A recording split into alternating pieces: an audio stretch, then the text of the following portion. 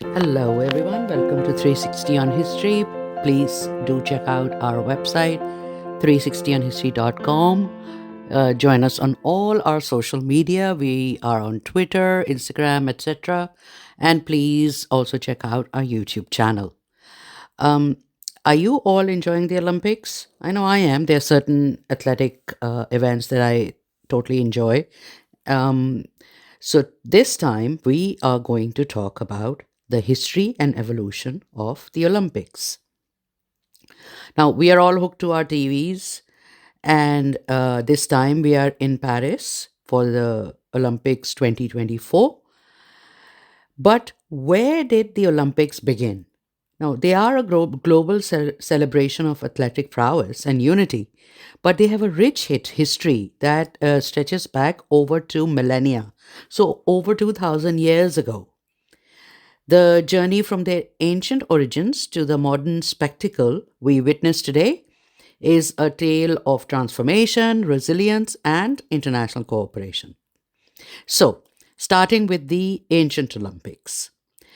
Did you know that the ancient Olympics trace their origins to 776 BCE in Olympia, Greece? Back then, they were deeply rooted in Greek mythology and religious festivals, mostly dedicated to Zeus, the king of gods. They were held every 4 years, even back then, and were a crucial part of Greek culture. They featured events such as running, wrestling, boxing, pancration, which is a kind of like a brutal blend of wrestling and boxing. And they also featured chariot racing. Athletes from various Greek city states competed for honor, glory, and the symbolic olive wreath crown. If you go to the our website or 360onhistory.com, you can see pictures of the arena there on the blog. Now, these ancient games flourished for nearly 12 centuries. However, in 393 CE, a new Roman emperor, Theodosius I, was a devout Christian, and he abolished the games as part of his efforts to suppress pagan practices. This marked the end of the ancient Olympic era. After that, for over 1500 years, the spirit of the Olympics lay dormant until the late 19th century when they were revived by Pierre de Coubertin, a French educator and historian. He was inspired by the ancient games and was motivated by a vision of promoting international peace and physical education. So he founded the International Olympic Committee, which is now the IOC, in 1894. The iconic Olympic rings appeared for the first time in 1913 at the top of a letter written by Coubertin, who had drawn and colored them by hand. He said of the Olympic rings, these five rings represent the five parts of the world, now won over to the cause of Olympism and ready to accept its fecund rivalries. Unquote. To maintain the link with ancient tradition, the first modern Olympic Games were held in Athens in Greece in 1896. This historic event saw the participation of 14 countries and 241 athletes who competed in 43 events. The modern Olympics had begun rekindling the ancient flame of competitive sports and international camaraderie. The Olympic flame is ignited in Olympia under the authority of the IOC a few months before the start of the Games. In the context of the modern Olympics, the flame symbolizes the positive values historically associated with fire, serving as a bridge between the ancient and modern games. Now, I'm going to talk about a couple of key milestones in modern Olympic history, such as the 1900 Paris Olympics. These second modern Olympics introduced female athletes, with women competing in tennis and golf for the first time. And then we have the 1936 Berlin Olympics. These games, held under the Nazi rule, were marked by political tension. African American athlete Jesse Owens famously won four gold medals, challenging Hitler's propaganda of Aryan supremacy. Now, talking about women participating in sports and Olympics, there has been also the controversial practice of sex testing for women athletes, and they are rampant in every sport. Ever since women have started competing in sports, there have been questions about who qualifies to compete in their sports categories. This issue has become particularly contentious in recent years, especially for elite female runners who have been disqualified from competing as women due to their natural biology. Although it may seem pretty straightforward, in reality, sex testing is more complicated than just checking sex chromosomes or hormone levels. Human biology is not simple, as we know, and includes variation. Not everyone is unambiguously male or female, so the practice of testing is not exactly based on scientific fact. The history of sex testing in sports dates back to the 1930s, not the 1960s as is commonly believed. In fact, it began in the 1940s with femininity certificates provided by a physician.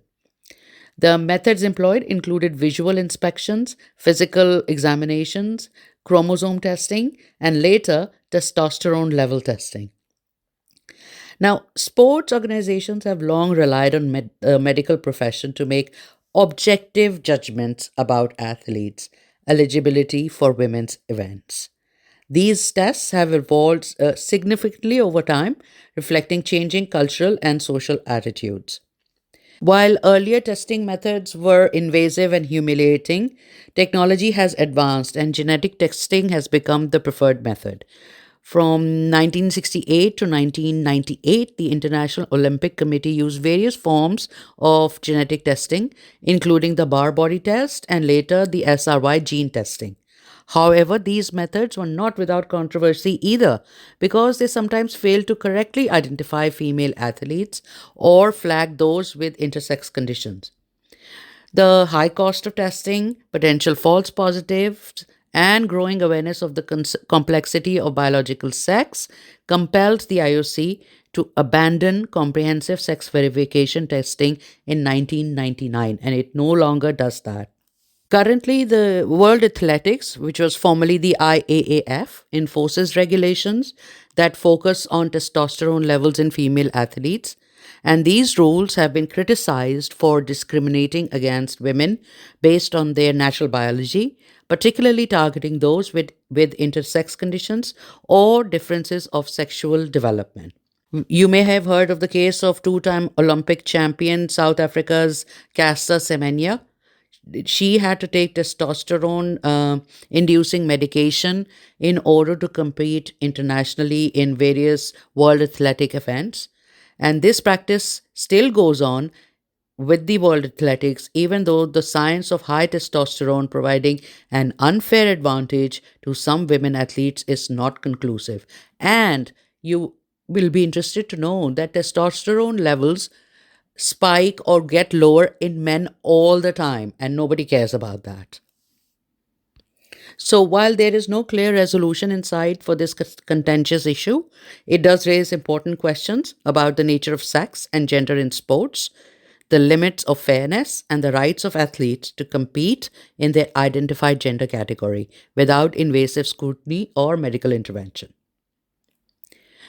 Now, moving to the Olympics today, the Olympics have continued to evolve in many other ways, embracing new sports and new technologies while maintaining their core values of excellence, friendship, and respect.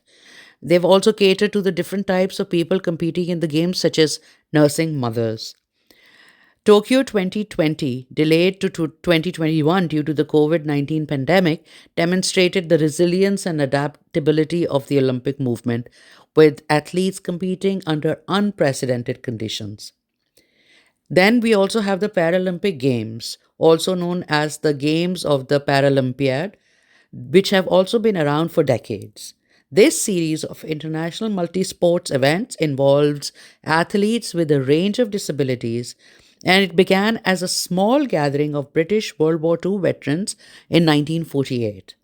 Paralympians strive for equal treatment with non disabled Olympic athletes, but there is still a large funding gap between Olympic and Paralympic athletes.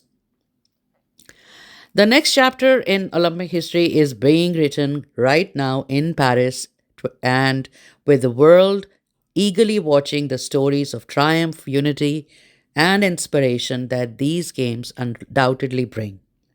Who can deny the epic performance of Simone Biles, who got her fifth gold medal and at 27 is the oldest Olympic gymnast to win a gold medal since 1964?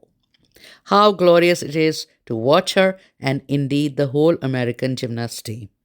So, from the ancient stadiums of Olympia to the grand arenas of the modern world, the Olympics remain a powerful symbol of human potential and the enduring quest for greatness, along with all the controversies around the athletes.